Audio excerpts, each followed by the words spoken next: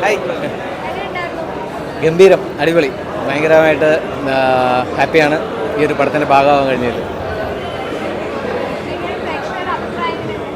എല്ലാവരും ഭയങ്കര ഹാപ്പിയല്ലേ, എല്ലാവരും പറയുന്ന കേട്ടില്ല ഓരോരുത്തർ. അതായത് എല്ലാവരും പറയുന്നത് തന്നെയാണ്, ഞാനും പറയുന്നതാണ്. തിയേറ്ററിൽ നിന്ന് തന്നെ ഇത് എക്സ്പീരിയൻസ് ചെയ്യേണ്ട പടമാണ്. കാരണം ഇതിൻ്റെ മ്യൂസിക്, ബാക്ക്ഗ്രൗണ്ട് സ്കോറൊക്കെ ഭയങ്കര രസമാണ് അത് തിയേറ്ററിൽ കേൾക്കുമ്പോൾ. അതിൻ്റെ മേക്കിംഗ് സ്റ്റൈലും അതിൻ്റെ എഡിറ്റിങ്ങും എല്ലാം, ഇതിൻ്റെ ഓരോ ക്യാരക്ടറും ഭയങ്കര രസകരമായിട്ടുള്ള സംഭവമാണ്. അതിന് ബാക്ക്ഗ്രൗണ്ട് സ്കോർ കൊടുത്തേക്കണം. അപ്പോൾ അതുകൊണ്ട് മസ്റ്റായിട്ട് ഇത് തിയേറ്ററിൽ തന്നെ കാണേണ്ട ഒരു പടമാണ്. Thank you.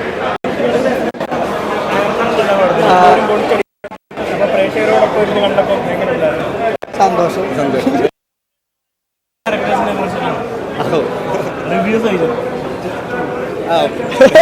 എന്താ പറയട്ടെ, നമുക്കറിയില്ല. നമുക്ക് ഷൂട്ടിൻ്റെ സമയത്ത് പറഞ്ഞിട്ടുണ്ടായിരുന്നു കുറച്ച് രസം ഉണ്ടാവും എന്ന് പറഞ്ഞിട്ടുണ്ടായിരുന്നു. പക്ഷെ അത് ഇത്ര രസമാവും നമ്മൾ വിചാരിച്ചില്ല. അങ്ങനെ നല്ല എക്സ്പീരിയൻസ്.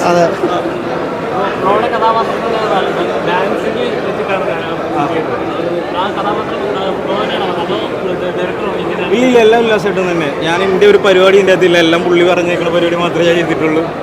അതിൽ കൂടുതലൊന്നും നമ്മുടേതായിട്ട് സ്വന്തമായിട്ടുള്ളതൊന്നും പറ്റിയിട്ടൊന്നുമില്ല. എല്ലാം പുള്ളി തന്നെയാണ് ചെയ്തേക്കുന്നത്.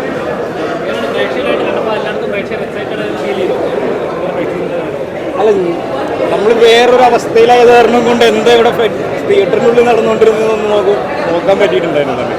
ടു ബി ഹോണസ്റ്റ്, അത്രേ ഉള്ളൂ. നിങ്ങൾ രണ്ടുപേരും നെഗറ്റീവ് ഷെയ്ഡുള്ള ക്യാരക്ടേഴ്സ് ആണെങ്കിലും പ്രേക്ഷകർ ഏറ്റെടുത്ത് അല്ലെങ്കിൽ ഇഷ്ടപ്പെടുന്നത്, അതൊക്കെ അതിനെപ്പറ്റി എന്തെങ്കിലും പറയാനുണ്ടോ? നെഗറ്റീവ് റോളാണേലും പ്രേക്ഷകർ ഇഷ്ടപ്പെടുമെന്ന് പ്രതീക്ഷിക്കുന്നു ചെയ്തപ്പോൾ. അറിയില്ല, കണ്ടേ രണ്ടുപേരും ആറടി അഭിനയിച്ചിട്ടുണ്ട്. അപ്പോൾ പുതിയ തലമുറയെ പുതിയ നടന്മാരാണ് പ്രോത്സാഹിപ്പിക്കുക. അതേപോലെ ഡയലോഗ്സ് ഇല്ലെങ്കിലും പെർഫോമൻസ് കൂടുതലുള്ളൊരു ക്യാരക്ടറാണ്. അപ്പോൾ പോകാൻ പറ്റണം. അപ്പോൾ ഡയലോഗ് ഇല്ലാന്ന് അറിഞ്ഞപ്പോൾ ആദ്യം അറിഞ്ഞപ്പോൾ ആ പ്രശ്നം പറയുന്നില്ല, കുറച്ച് എളുപ്പമായിരുന്നു തോന്നിയുള്ളൂ. പെർഫോമൻസ് അപ്പോൾ കുറച്ചുകൂടെ കൂടുതൽ എക്സ്ട്രാ ചെയ്യേണ്ടതായിട്ട് വന്നു. അത്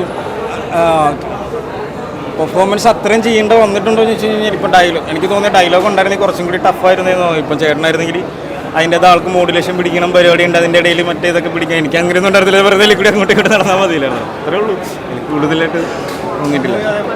അഞ്ചക്കോളം പൊറോട്ടോ സിനിമ കണ്ടു.